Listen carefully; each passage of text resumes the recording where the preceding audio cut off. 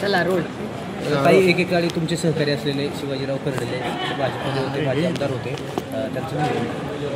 त्यांना मनापासून मी श्रद्धांजली असं करते. 1 वर्ष महाराष्ट्राची सेवा त्यांनी केलेली आहे आणि आज दुःखद घटना जी झाली आहे मी आमच्या कुटुंब, पक्ष, आमच्या सगळ्यांच्या वतीने त्यांना श्रद्धांजली. गुजरातमध्ये ताई मुख्यमंत्री सोडून जवळपास 12 मंत्र्यांनी राजीनामे दिले, कसं बघताय? लिंक पाठवलं पक्षाचं अंतर्गत.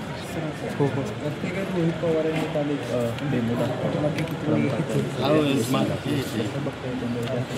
चिंताजनक आहे. हेच तर आम्ही सातत्याने बोलतोय. राहुलजी असतील, रोहित असेल, माननीय जयंत पाटील, माननीय राजजी, उद्धवजी, सगळ्यांची जी प्रेस कॉन्फरन्स आपण सगळ्यांनीच पाहिली आणि तुमच्या सगळ्यांच्या चॅनलवर कालही संध्याकाळी मी पाहिलं की जेव्हा जे काही आरोप प्रत्यारोप होत आहेत त्याचं व्हेरिफिकेशन हा फक्त आमचा वन वे आरोप नाही आहे. सगळी चॅनल त्या घरी गेलेली आहेत आणि जे आरोप झालेले आहेत किंवा जे फॅक्ट, जो डेटा, जे वास्तव आहे हे आम्ही तुमच्यासमोर मांडलं आणि ते व्हेरिफिकेशन करून तुम्ही सगळ्यांनी जाऊन व्हेरीफाय केलं आहे. मी महाराष्ट्राच्या माननीय मीडिया, कॅमेरामॅन सगळ्यांचे मनपूर्वक आभार मानते की तुम्ही फॅक्ट चेक करताय.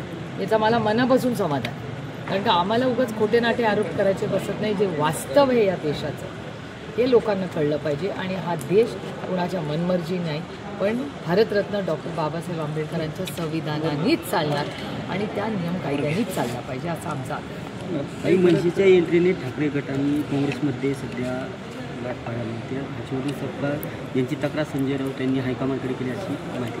मला नाही माहिती, मी तुमच्याचकडून आहे. मला काय याच्याबद्दल माहिती नाही, म्हणजे माझ्या कानावरही आलेली नाही. तर तुम्ही फेसबुकवरती किंवा सोशल मीडियावरती काळी दिवाळी नाही, आज सरसकट कर्जमाफी अपेक्षित होती, ती झालेली नाही. त्याच्यामुळे ज्या पद्धतीने सरकारने शब्द दिला होता अडचणीत आलेल्या शेतकऱ्याला न्याय मिळवण्यासाठी सरसकट कर्जमाफी झालीच पाहिजे. त्यामुळे दुर्दैव ही दिवाळी काळी दिवाळी व्हायला लागली आहे, कारण का लोकांना पैसे नाहीत, प्रचंड नुकसान झालेलं आहे.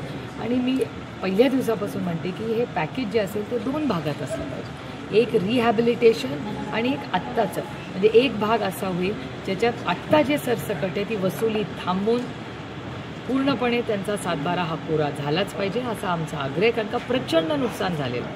आणि दुसरीकडे पुन्हा शून्यातून त्यांचं आयुष्य उभं करणं आणि त्याच्यात शेतकरी आहेत, त्याच्यात महिला बचत गट आहेत, गावातले 12 बलुतेदार आहेत, सगळ्यांचंच नुकसान झालं आहे ना. त्यामुळे सरकारने खूप मोठं पॅकेज, प्रेस कॉन्फरन्स घेऊन मोठं पॅकेज अनाऊन्स केलं, पण ग्राउंडवर तशी परिस्थिती दिसत नाही. कसं बघताय सगळं, कारण प्रकार व्हायला सुरू होते, जागांचा वापर सुरू आहे, मतदार नॉर्मल इलेक्शनमध्ये या गोष्टी होत असतात. नाही, मतदार हेच तर आम्ही वारंवार म्हणतोय की एवढं तंत्रज्ञान, AI असताना, तंत्रज्ञान असताना, आधारचा म्हणजे जेनेसिस जेव्हा आम्ही आधार कार्ड UPAच्या सरकारमध्ये आणलं त्याचा अर्थच हा होता की सगळ्यांचं आयुष्य सोपं करण्यासाठी. पण आता त्याच्यात इतक्या चुकीच्या गोष्टी वारंवार दिसत आहेत आणि ज्याचा उल्लेख काल रोहितनीही केला. हे चिंताजनक आहे. देशाच्या हितासाठी हे काय कोण जिंकेल कोण हरेल याच्यासाठी नाही, ही लोकशाही पद्धतीने पारदर्शकच कामं झाली पाहिजे. Okay, thank you.